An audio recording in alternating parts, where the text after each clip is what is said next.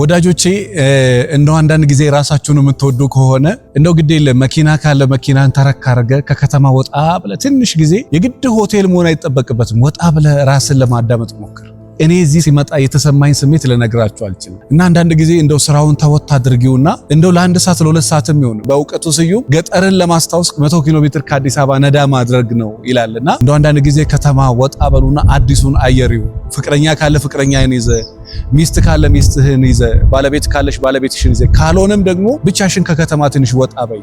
100 ኪሎ ሜትር ሊሆን ይችላል፣ 50 ሊሆን ይችላል። አሁን በተለይ ወጣ ትንሽ ስትይ በጣም ብዙ ደስ የሚሉ ነገሮች ታያለሽ እና ያኔ ራስን ማዳመጥ፣ ትንሽ መረጋጋት፣ ለምንድነው የምኖረው፣ ምንድነው አላማዬ ብሎ ህይወት ትርጉሙን በደንብ ማወቅ ያን ጊዜ ማስተዋል ይመጣልና እንደው አንዳንድ ጊዜ ሰዎችን ማዳመጥ ብቻ ሳይሆን ራሳችሁን አዳምጡ። አንዳንድ ጊዜ ሰውን መስማት ብቻ ሳይሆን አንዳንዴ ወጣ በለና ራስህን ስማ። ከዛ ራስህን ታገኘዋለህ። የእውነት የሚገርም ደስታ ይሰማልና አንዳንድ ጊዜ ወጣ ማለት ልመዱ። አንዳንድ ጊዜ ራስን ማዳመጥን ተለማመዱ ለማለት ያህል አመሰግናለሁ።